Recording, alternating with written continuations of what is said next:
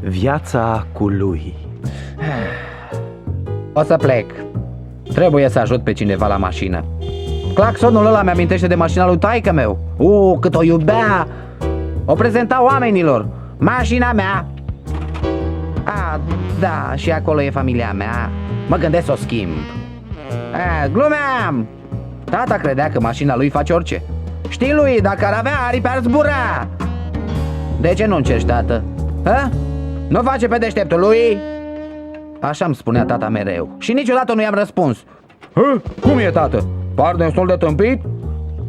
Nu-mi plăcea să lucrăm la mașină. Eu trebuia să-i dau sculele. Stăteam și înmânam sculele. Nu știam nimic despre scule. Lui, dă-mi cheia de nouă. Are monerul bleu? Mă distram doar când se lovea la degete. Și cheia sosea. Păzea, e cheia fixă de nouă. Născut în Rambler. Tata își iubea mașina. O trata ca pe un membru al familiei. Te simți bine? Mai bine, mersi. Nu trebuia să mănânc cornul caramel la micul dejun. Nu vorbeam cu tine. Vorbeam cu micuța mea de aici. Cum te simți, prietena mea pe roți? Cine a pus benzină fără plumb? De fapt, pentru el mașina era membrul preferat al familiei. O prezenta și oamenilor. Johnson, Mordecai, veniți! Iată Ramblerul meu. Hei, tată, și noi? Da, și acolo e familia mea. Ei, ce motor frumos ai, Anderson. Da, pozele din portofelul tău nu avantajează.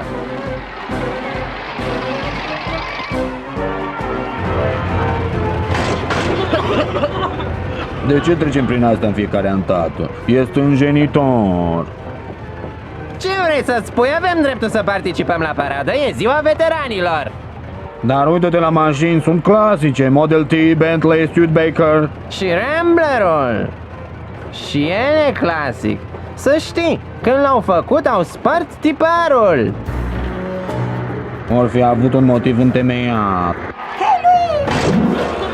Chestia e că după 20 de ani de serviciu, cel mai important membru al familiei s-a îmbolnăvit. Hai, aplecați-vă! Nu cred că o să reușim, tată. Are dreptate. Reușim noi. Evacuăm! Trecem pe manual. O luăm de la capăt. Haide, împingeți mai tare! Ceștile ne depășesc! Heleni, să te ajut? Da. Nu, foarte original. Ușurel! Ramblerul mai fusese bolnav, dar acum s-a terminat. De ce sunteți triști? De ce? Mașina, tată. E moartă. Ce vorbiți voi acolo, fetiță? E obosită. Știu eu, a avut și zile mai bune. Și ce? Cine n-a avut? Eu, la 8 ani, speram să nu fi atins deja apogeul vieții mele. Are nevoie doar de odihnă. Așa că să facem liniște și să o lăsăm pe ceșcuța mea să doarmă puțin. Nu vii înăuntru, tată? Ce? Și să o las pe fetița mea afară? O pradă ideală pentru toți hoții? N-aș prea crede. Oh, da, tata. Sunt sigur că vor veni cei mai mari hoți din lume doar ca să-ți fure Ramblerul ăsta decedat. N-aș fi surprins.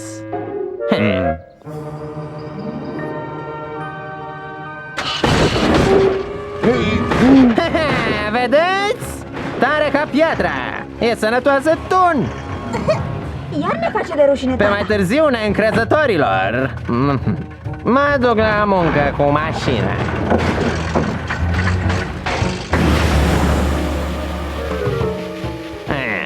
Păcăleală.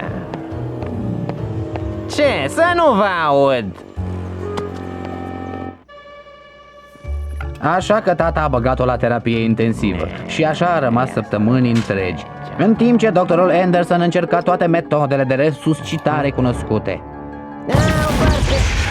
Cod albastru! Cod albastru! Pierdem! Tata? Ce vrei să faci, să mă omori? Nu, Te-ai furișat pe lângă doctorul Dolittle în timpul unei operații pe inimă? E o întrebare capcană? Mama a zis că ți-e foame. Ți-am adus mâncare. Ți-ai terminat lecțiile? Da. Bun, atunci mă ajuți la mașină. Spală-te, micuțul meu chirurg. Uite sculele lui, învață-le, iubește-le și tratează-le cu respectul cuvenit. Dar, tată... Gata, e timpul Rambler. Cheie fixă lui, de nouă. Bine, stai puțin. Greșit.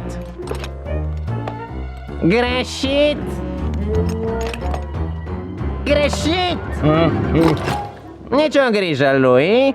Chiar și cei mai buni dintre noi se sperie în fața unei operații pe capota deschisă. Evacuarea. Ce frumusețe. Stă cam slab cu lichidul de Poftim, frână. tata. Lui, pe tine voiam să te văd. Ți-ai terminat temele? Nu, încă nu, sunt sigur că nu, tată. De câte ori ți-am spus să le termini înainte de cină? Ca pedeapsă, mă vei ajuta la mașină. Nu e grozav, lui? Nimic nu e ca relația tată-fiu. În fiecare seară l-ajutam pe tata la mașină. După o săptămână am descoperit că tata, ca un geniu al automobilelor ce era, putea transforma o mașină ce abia mergea. Gata, tată, încearcă. Într-o mașină care nu mergea deloc. Naiba. Ce fac mecanicii mei? Ați aflat deja ce probleme are? Da, nu merge. Știi, Andy, poate e timpul să ne gândim la o mașină nouă. Ce? Cât de răi și de cruz sunteți. Fetița face parte din familie. L-am alungat noi pe lui când avea varicelă? No. E drept că am stat puțin pe gânduri. Dar familia e familie. Vai, mersi, tată.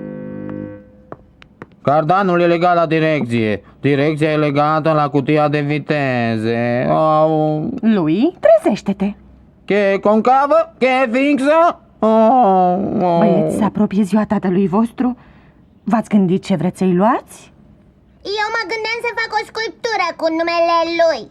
Ce original, Tommy. Eu vreau să iau... E foarte bine. Dar eu mă gândeam să contribuim cu toții și să-i luăm un cadou mare. O mașină.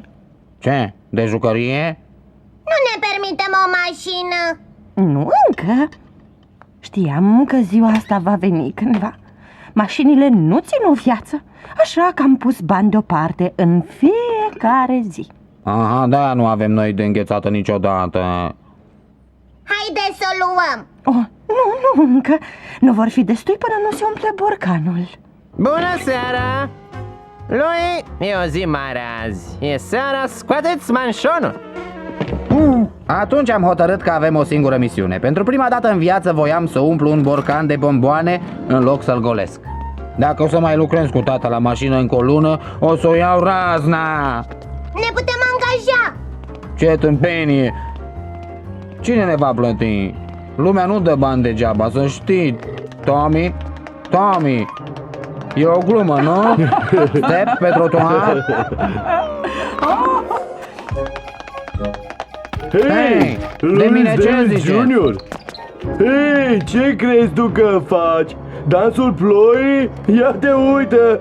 Ia te uită! Uite că mergi! E clar că nu eram talentatul familiei. Era timpul să dau lovitura. Trebuie să fac rost de bani. Ce vrei, puștule? Am venit pentru o slujbă. Vreau bani pentru o mașină. Poți conduce un motostivuitor? O, singur, motostivuitor, orice vreți. Sunt un ridicător născut. Oh, n-aș zice. Următorul! Haide, mă pricep la pizza. Un bambino! Îi arăt eu. Mamma mia, che bambino! Scuze, mi-a scăpat. Abe Lincoln era angajat când era copil și Benjamin Franklin a ridicat un zmeu. N-avea mai mult de 3 ani. aici!